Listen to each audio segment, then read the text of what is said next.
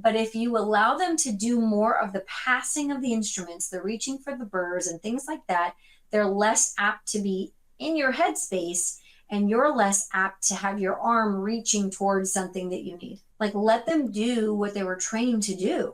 And then you can work cohesively in a way that is much more efficient.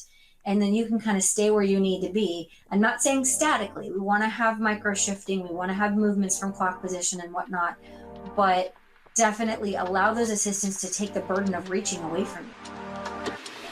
Welcome to the Phil Klein Dental Podcast. In a field where precision and stamina are paramount, which is the field we work in as dentists and dental hygienists and assistants, poor ergonomics can lead to chronic pain, fatigue, and long-term health issues. But it doesn't have to be this way. By understanding and implementing ergonomic practices and choosing the right kind of operatory delivery systems and equipment, we can transform our work environment into a space that supports our bodies as much as our skills. To tell us more about it is our guest, Katrina Klein. Katrina is a registered dental hygienist for 16 years, national speaker, author, competitive bodybuilder, and certified personal trainer. She's the founder of ErgoFit Life, where ergonomics and fitness are a lifestyle to prevent, reduce, or eliminate pain. We'll be getting to Katrina in a second, but first, thanks to GC America, we're now able to incorporate all the advantages of glass ionomer into a beautifully aesthetic, strong, long-lasting restoration. That's a great reason to try GC Fuji Automix LC. You'll love the convenient Automix delivery system and ergonomic dispenser, which allows precise placement into the preparation. And GC Fuji Automix LC is bioactive, allowing for a high rechargeable fluoride release, which is ideal for high caries risk patients. And because it forms a chemical bond to tooth structure, even in the presence of saliva, there's no need for etchant and adhesive bonding. This saves steps and is ideal for challenging patients where access and isolation are difficult. And the small filler particles in the material allow for superb polishability and excellent aesthetics. So when you're thinking glass ionomer for your clinical cases, think GC America, a world leader in dental materials. To learn more, visit gc.dental. Katrina, it's a pleasure to have you on our show. Thank you for having me again. I'm looking forward to it. Yeah, so when it comes to buying operatory chairs and equipment, the dentist has a lot to choose from. And moreover, we need to consider the different delivery options, and there's so many of them. The operatory equipment can be mounted on the side of the patient, behind the patient, over the patient. There's systems where they're mounted in the cabinetry, the wall, and even in mobile carts, which I actually had some mobile carts in my endo office back in the day. So with all these options, how does the dentist decide what's best for the practice? And I assume considerations include cost as well as the pros and cons for the patient, clinician, and overall workflow. At the end of the day, if we can advocate for our patients better, perform more quality care, and feel good and rested at the end of the day, any equipment that we get that lends to that is going to be part of what should be considered our ROI. So, getting a chair that allows you to do those things is going to be monumental. It's not just whether or not there's a heating, massaging element in there. Patient comfort is important. So when we ask our patients, are you comfortable? What we might want to try saying is, are you comfortable enough for me to treat you safely?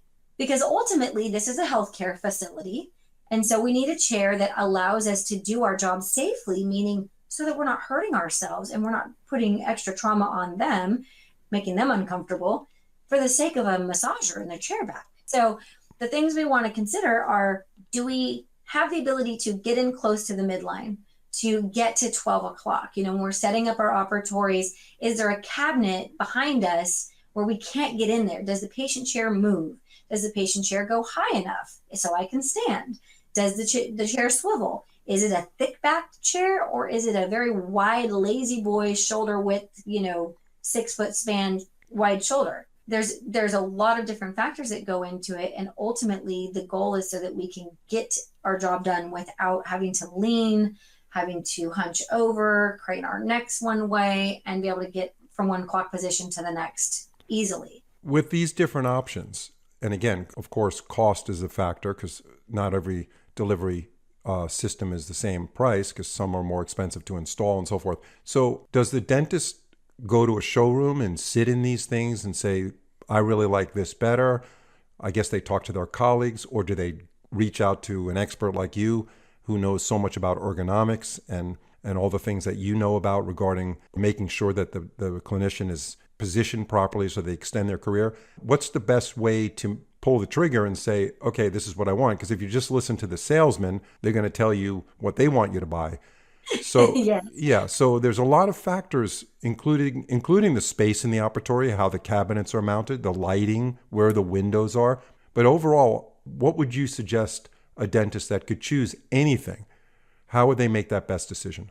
So I would definitely reach out to an ergonomics person. If you're focused on making your job easier, less painful, I would talk to an ergonomics specialist like myself before you make the purchase. After you've done so, it's already difficult and done. That way you can ask those questions. Hey, my operatory is this big. What do you think about rear delivery? Which, by the way, is a big no-no. We'll talk about that later, I'm sure. Um, we want to make sure that we're not having to trunk twist in order to reach the instruments. And that we have an ease of proximity. So we really shouldn't have our delivery system more than 12 to 16 inches away, depending on your reach. As a 5'1" clinician with a short arm, I can't have it be 16 inches away. It's got to be right in. So when I teach my lecture on ergonomics to dental professionals, I say, bring it in. It doesn't matter if it's, your hand pieces, your hand instruments, your carts of things, your lasers, whatever it is, make it accessible so that you don't have to lean your body and reach out with your arm and all of these things. Make it accessible. And delivery systems are one of those things that's always up for debate. The rear delivery factor is the least expensive way to go. And I hate to compare it to a manual toothbrush, but like, you get what you pay for. Right. It's least expensive because it's the most harmful for your body. Why is that? Why is the rear delivery system the most harmful? So it's because if the patient is in front of you, you have to trunk twist repeatedly. And so what we do the easiest is what we're going to do the most frequent. And moving and twisting your body in order to get to something real quick is what we're going to do the easiest until it becomes painful. And then we're going to start actually, rotating our chair and going that route. And then sometimes you've got all the tubes on the floor and you can't move the chair because you're going to roll over your handpiece cord and things like that. So having the ability to put your delivery system next to you, to the side of the patient, where you can easily grab it, is so fundamentally important that, the only thing that should be behind you really are things that the assistant is going to get to that you don't need access to.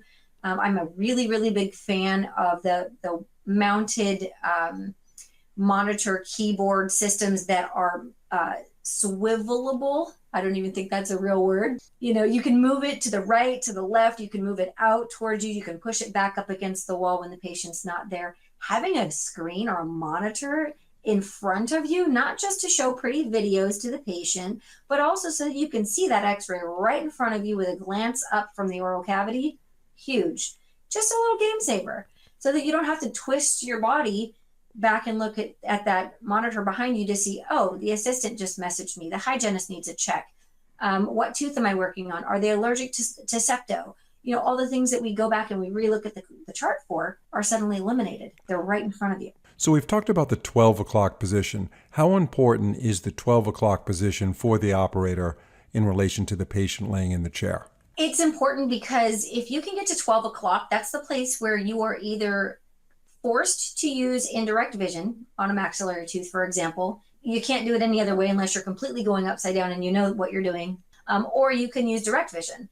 You're not going to lean to one side or the other because you're already there. So that's your most ergonomically neutral place to be.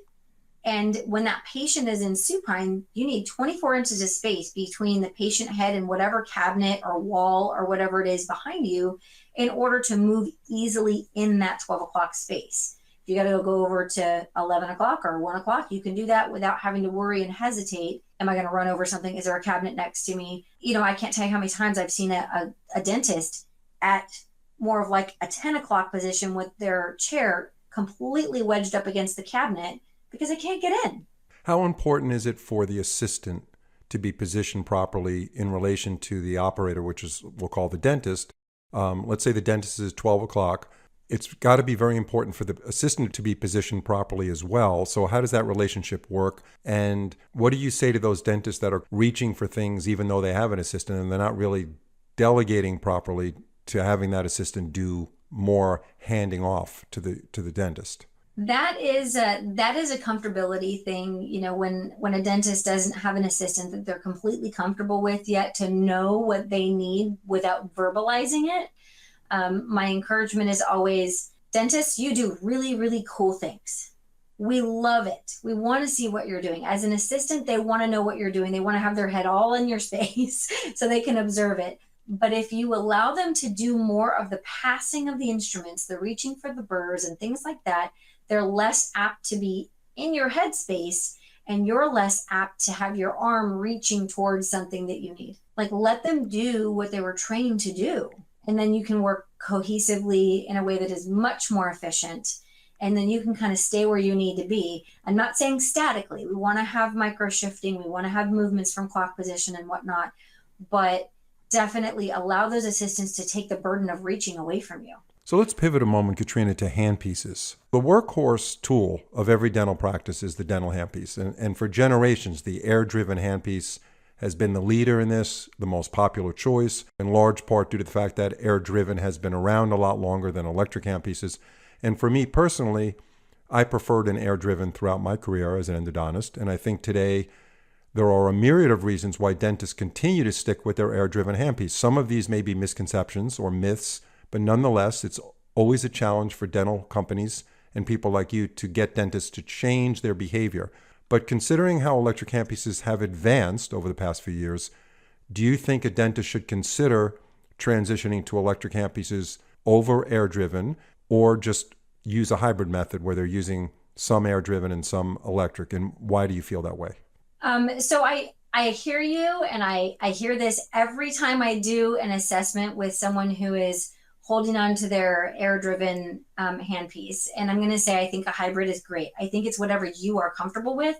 But I do believe that opening up your mind to something that has better torque, that can cut through, a very heavy-duty material like zirconia or metal and things like that with much more ease, is worth your time and effort.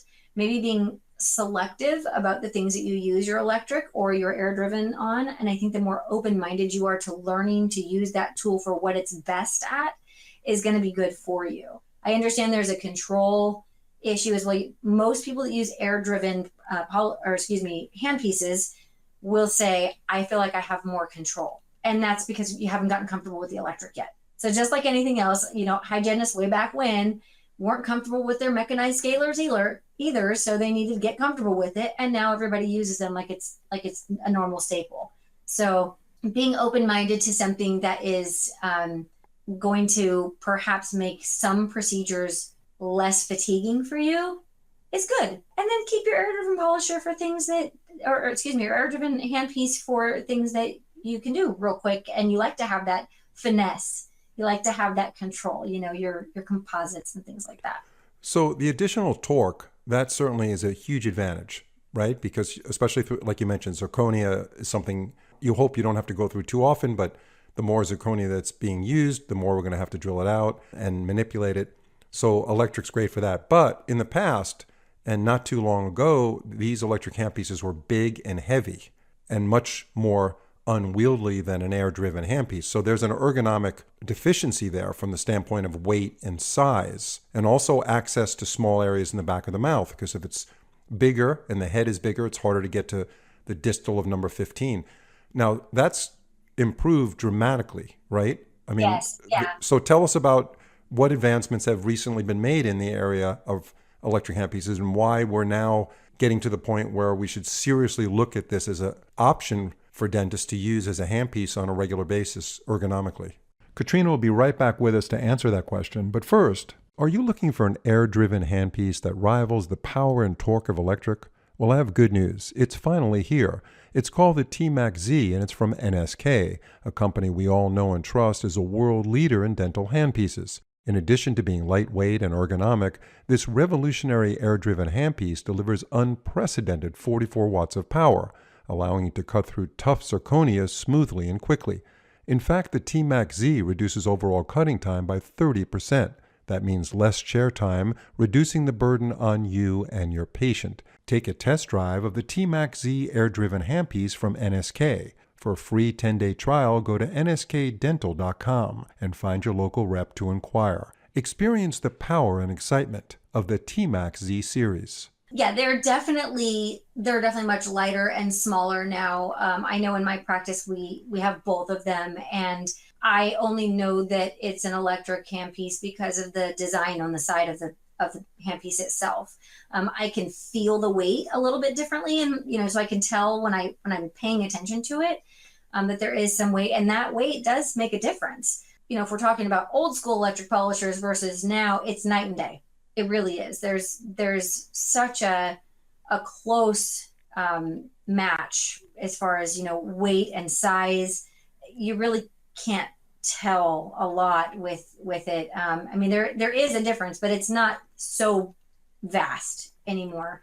And if you slow down that speed on it, you can do more things with the electric. Now, if you have small hands, a lot of our female dentists, you have smaller hands, that may be more difficult to manage. So again, it's all personalized. This is why I have to go out and actually work in offices, because what works for one body is not going to work for another body. Right. I'm much more likely to recommend an air-driven polisher for a tiny-handed dentist. It's just simply easier to manipulate. What about integrating the electric unit into the delivery system, that conversion process? Is that a big deal and very costly? I see most often that people don't do that conversion. They wait until they do a build out and they buy it all at once, and that just is part of their budget in their build out. I rarely see anybody transitioning without that. They're redoing their operatory, and Right. that's where they get the electric handpiece to be incorporated into the delivery unit. That's interesting. Yeah. Okay. Yeah. So let's talk about the ergonomic assessment. We all know that bad ergonomic habits take a severe toll on the clinician, resulting in all kinds of pain and discomfort while working. So part of your job, as you described to me, is to assess a practice and come up with recommendations. And that's what you were referring to as an ergonomic assessment. Tell us how the ergonomic assessment works and the role of training in resolving these issues. So the way that an ergonomic assessment works is I go out and initially I'm just shadowing. I'll shadow each clinician. I'm taking photos of their posture, of their positioning while working with patients. And then I start coaching. And it's put your arm this way, put your back that way, move your head this way, move the patient head this way, and things like that. Raise them, lower them, put the headrest. Let's put the headrest like this. Let's try that. See how that feels. Does that feel good? If that feels good, we know we did something right. And so we keep manipulating and keep working and keep coaching. And I do that with every person in the office. And then do the lunchtime lecture so they can kind of get that message reinforced. And then in the afternoon, I go back and, kind of check on everybody. Oh, wait, let's put that patient this way. We got to practice it. Like you said, it's training. And there is something different about having somebody work with you in your room with your chair and your patients, customizing your programmable settings on your patient chair, for example, getting you seated correctly in your stool, that is monumentally bigger and better than reading from a textbook or watching a video that you then try to replicate on your own. Because just like when you go to the gym, if you don't have someone cueing you in a movement, you're just hoping that you're doing it correctly. And we all know, if we've ever been on social media, how many times you can see people doing things not the right way and they have no idea. Yeah. So it's truly the benefit of having a trained eye walk you through that process, be there for you on that journey, giving you ways to make corrections, and then staying with you for a while to help you practice it. Yeah. Because in dental school, you're learning a craft. You don't have time to focus on your ergonomics. It's sit up straight and get it done. Yeah, and what you're saying makes so much sense. And it seems to me that if I was a practice owner, whether I own one practice or 10 offices, however big my business is, I think it would be a huge plus for team morale, for employee retention to have someone like you, and I'm not plugging you personally, I certainly hope that people use you, but having a consultant that has your expertise come in and personalize good ergonomic behavior based on each individual employee, because I think that employee would be like, wow, I really think this organization is really cool. I mean, this is a great place to work.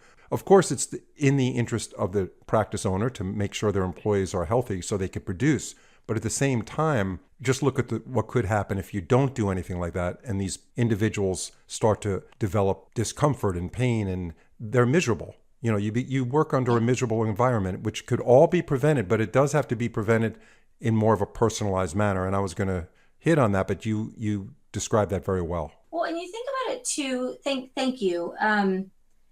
We have to talk about the business of dentistry and how this all is part of that, because, dentistry is a business and we need to make a profit and in order to keep our practices going. And if you think about it, the cost of a disability claim for a staff member is approximately their annual salary. To have them out, to rehire for them, to retrain this person, the drain on the team, the whole thing, it's very expensive to have somebody go out. But you think about all of the time that clinician was not advocating for their patient because they were in pain. If you've got this nagging pain sitting in the back of your neck or your shoulder or whatever, and you see a spot and you're thinking, oh, that means I'm going to have to take a PA and I'm exhausted. What are you going to do? You're just going to hope that the dentist recognizes it and he doesn't ask you to take a PA. And that's the lack of patient advocacy that you cannot have if you want to be delivering the care that these patients deserve. And truly, we deserve to be that kind of clinician. We deserve to be the person that says, oh my gosh, I'm going to really listen to you, patient, and I'm going to give you the training that I know how to give because I care about this profession and I care about you, and I'm investing my time, energy, and effort into you because that way you know that you're going to come back to me. And by the way, I'm going to teach you the stretch that I learned in my ergo lecture at lunchtime because it's going to make you feel good too.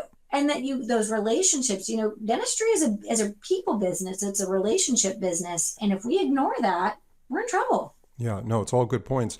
And I think we all agree that there's a physical burden on the operator when you're doing dentistry day in and day out. And there's no question, it's a physically demanding business, right? Now, if you look at sports, and you're a bodybuilder, so you're very familiar with the gym and you're familiar with sports, I'm sure you see baseball players in the gym.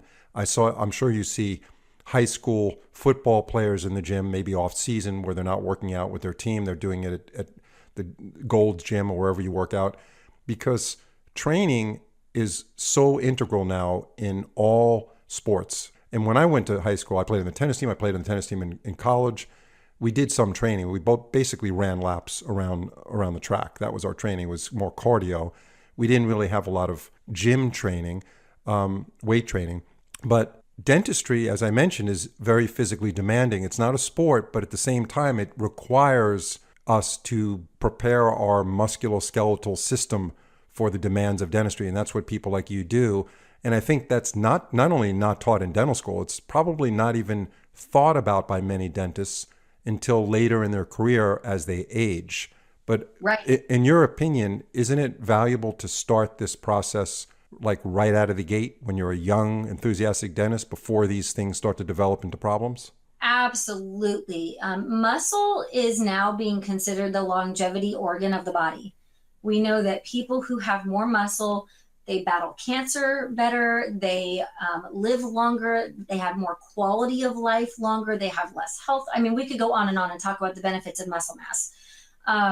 As far as the ergonomics of dentistry is concerned, muscle is like compound interest. And if you start younger and you develop those muscle fibers younger and earlier in your career, those are the things that are going to hold you up into neutral posture for longer. That's what's going to be the determining factor as you go into the later years of your career, whether you get to retire from disability, which, by the way, 25% of dentists retire from disability. 25%. If we strength trained, and it doesn't have to be in a gym. You can do it at home. You can do it with your shampoo bottle for a little bit of resistance training if you want.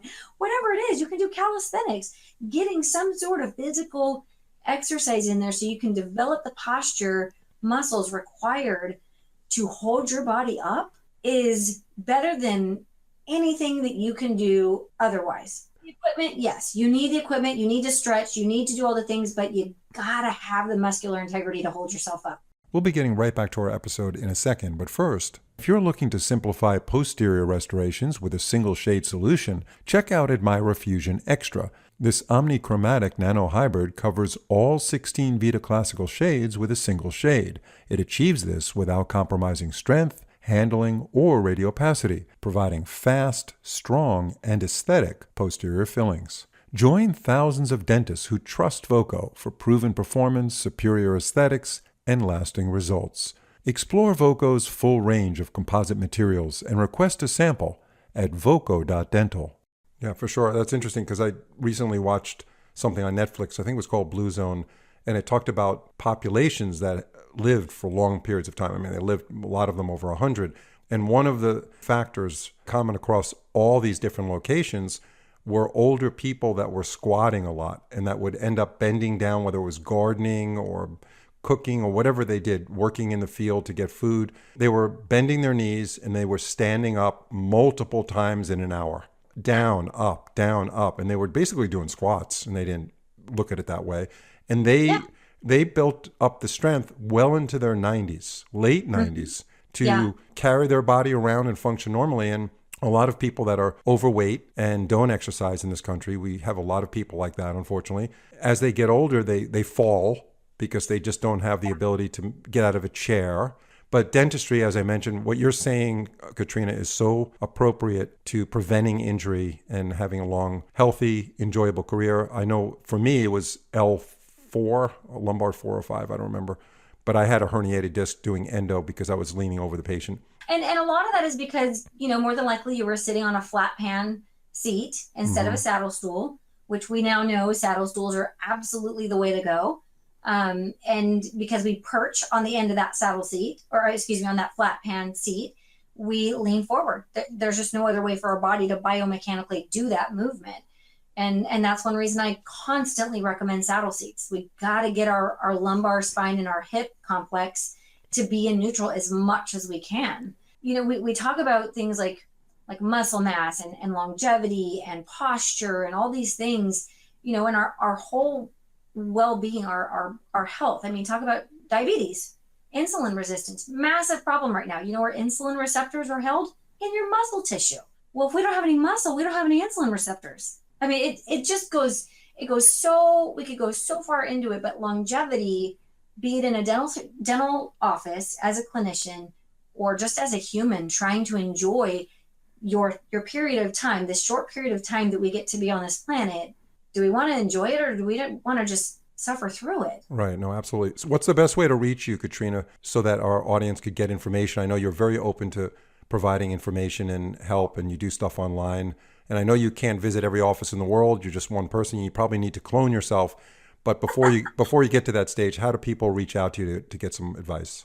I'm always available via email, ergofitlife@gmail.com. I have Instagram, which is ergofitlife_Katrina. I have a Facebook group, ErgoFitLife, and also a Facebook page, ErgoFitLife. You can even friend me on Facebook. I don't mind. I like to hang out with dental people. I'm a dental nerd. So let's be friends. Let's hang out. Okay. I'm here to answer all questions. Yeah, and we'll put that in the description of this podcast, some of those links and that information on how to reach Katrina. Katrina, thank you very much again for your great input, and we'll look forward to having you on future programs. Thank you. Thank you.